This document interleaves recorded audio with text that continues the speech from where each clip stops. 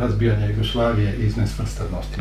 Pa mislim, gledajte, to je manje u Sloveniji, ali u mnogim drugim zemljama, a onda ove druge republike koje su tu bile sporije, recimo u Crnoj Gori, oni su dugo vremena neke stvari zadržavali, mislim. Nisu bolje imali, mislim, i to. Međutim, onda je došla ova vlast koja je bila nacionalistička, onda su se oni počeli kopirati najgore u Srbiji i u Hrvatskoj i tako dalje, mislim. I to je toliko, dakle, nemate institucije dok nije došla Jugoslavija. Onda vam oni stvore prvu umjetničku galeriju, onda vi to sve odbacujete, jer je to bilo stvoreno u komunizmu, mislim. A nema ničeg drugog, mislim, nema drugih slikara, nema drugih kompozitora, mislim. Pa to je nevjerojatno. A ovdje to ne mogu napraviti, a svi umjetnici su glavni, Murtić, Picelj, ti Egzat 51, sve to što se događalo su bili ljevičari, mislim. Niko nije bio disident od njih, mislim. I šta sad radite? Dakle, to vam je 85% naše umjetnosti. Najbolje umjetnosti, svjetski priznate umjetnosti, bar u tom kontekstu, su bili ti koji nisu bili ustaše. I šta sad radimo? Sad ćemo šutiti o njima. Jer to se ne uklapa u naš narativ, mislim. Onda izmisle, to sad nema veze s tim, to još u vrijeme Tuđmana, oni onda izmisle čudo hrvatske naive, tako vam se zvala taj čitav, imali su prostor čak na trgu Bana Jelačića. Time naprave štetu naivi, koja postane proskribirana kao nacionalistički val jedan. Umjesto da to gledate kao moderni, jer tako se i drugdje su ti naivci slikali, tako pa su ovi u Podravini počeli slikati kako su slikali, Generalići i Lackovići i Hlebinci i tako dalje.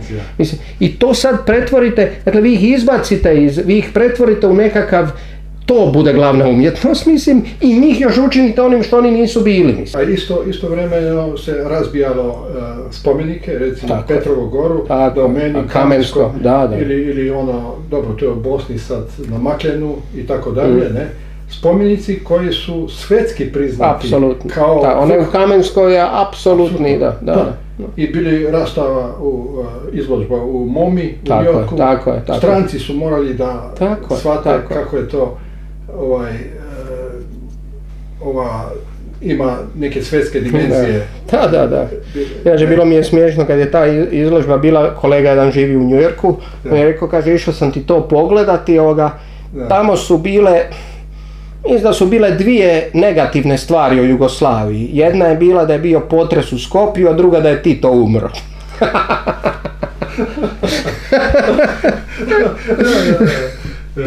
To su oni su shvatili da to je brutalistični, spomenici, betonski.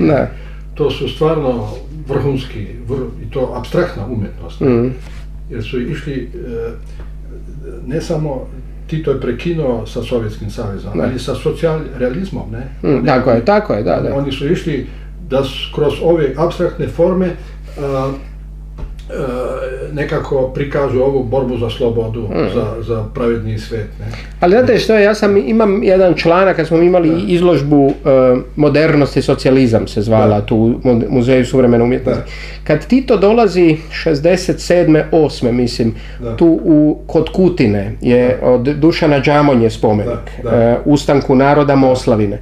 I on dolazi i otvara taj spomenik i kaže Đamonji, druže Đamonja, ja nisam ljubitelj toga tipa umjetnosti, ali osjećam da iz vašeg spomenika izvire veličina naše borbe. Otprilike tako.